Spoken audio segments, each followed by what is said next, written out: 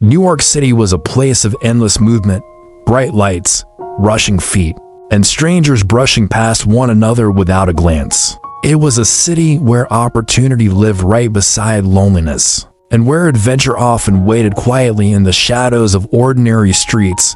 Rudolf Steiner believed in adventure. He wasn't a hero or a detective, not even a particularly successful man. He worked at a small store, lived in a modest room, and spent his evenings wandering the city in search of something unexpected. He believed that life sometimes left little clues, signs meant only for those brave enough to follow them. One evening, as he strolled down a lively street filled with theaters and restaurants, a colored card was pressed into his hand by a passing man. Rudolf barely looked at it at first. Advertisements like this were common, but when he did look down, he froze. Two words were printed on the card: the green door, nothing else. No address, no explanation, no advertisement, just those two words. Rudolf's heart stirred. This, he thought, is a sign. He glanced around. The man who had handed him the card had already moved on, giving identical cards to other passers-by. Curious, Rudolf stepped aside and watched. Some people laughed and tossed the cards away. Others ignored them completely. But then, something strange happened. When a well-dressed gentleman approached, the distributor handed him a different card. Rudolf saw it clearly. It was not the same. He quickly picked up one of the discarded cards from the sidewalk. It advertised dental services. Rudolf's pulse quickened. Why had he received the mysterious card while others got ordinary advertisements? Was it random, or was it meant for him? He turned slowly and scanned the buildings around him. Across the street stood a tall, old building with narrow staircases climbing upward from a dark entrance hall. Several doors were visible on the upper floors, some brown, some faded white. And there on the third floor landing he saw it, a green door. His breath caught. It wasn't a bright emerald green, or freshly painted. It was dull, slightly worn, almost blending into the dim hallway. Yet in that moment, it seemed to glow with possibility. His logical mind whispered, "This is foolish."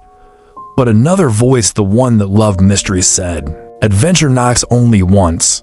Rudolf crossed the street. Inside, the building was dim and quiet. The staircase creaked beneath his steps as he climbed. Each floor felt like a choice. Each step felt like a turning point. On the first landing, he paused. "This is absurd," he murmured. Yet he continued upward. On the second landing, he almost turned back. What if this is a trick, a joke, or worse? But curiosity burned stronger than fear. Finally, he stood before the green door. Silence. No sound came from within. His hand hovered in the air. He hesitated only a second longer, then knocked. There was no answer. He knocked again. This time, he heard movement, slow, weak. The door opened slightly. A young woman stood there, pale and fragile. Her dark hair fell loosely around her face. Her eyes were tired, yet gentle. She looked surprised to see him. "Yes?" she asked softly. Rudolf suddenly felt foolish. I beg your pardon," he said awkwardly. "I think I may have the wrong door." The girl swayed slightly, gripping the door frame. "You're not selling anything?" she asked faintly. "No." Her strength seemed to drain at once. She stepped back unsteadily. "I'm sorry," she whispered. "I haven't eaten in days." "I thought perhaps." She didn't finish the sentence. In that instant, Rudolf felt the adventure dissolve, and it was replaced by something deeper, something real.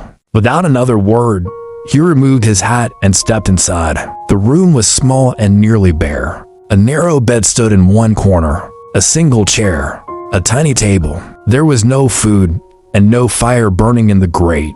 Hunger had painted the girl's face with exhaustion. "Please sit," Rudolf said gently. He hurried out before she could protest and rushed to the nearest restaurant. Within minutes he returned carrying bread, meat, fruit, and hot tea. When he placed the food before her, she looked at him with disbelief. "For me?"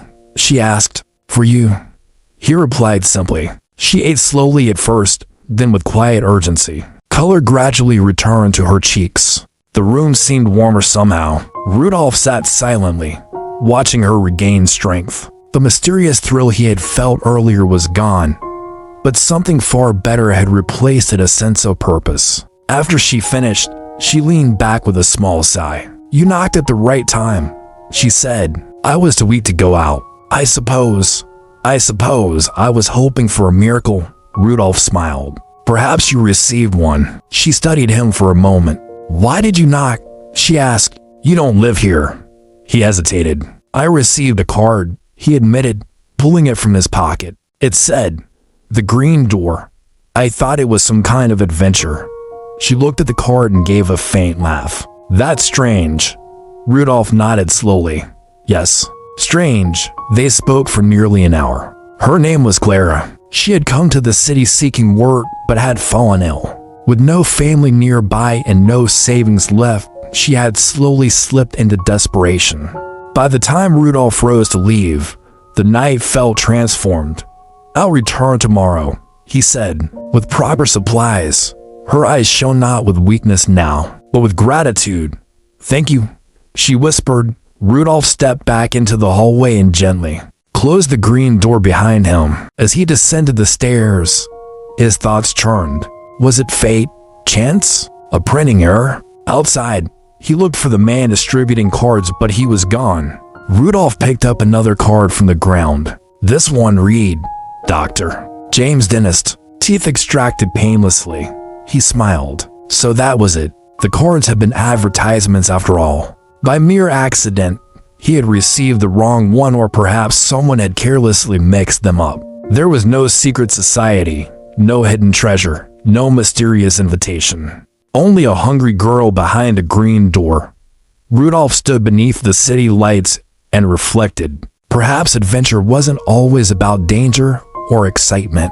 Perhaps it was about choosing to act when chance presented itself. Perhaps meaning was something we created, not something waiting to be discovered. He folded the card carefully and placed it in his pocket. The city continued its restless motion around him, but somewhere on the third floor of a quiet building, behind a simple green door, a life had changed, and so had his. Because sometimes, the greatest adventure is not in seeking mystery, but in answering a knock that was never meant for you. Thanks for watching. If you enjoyed this story, be sure to like and subscribe for more content just like this.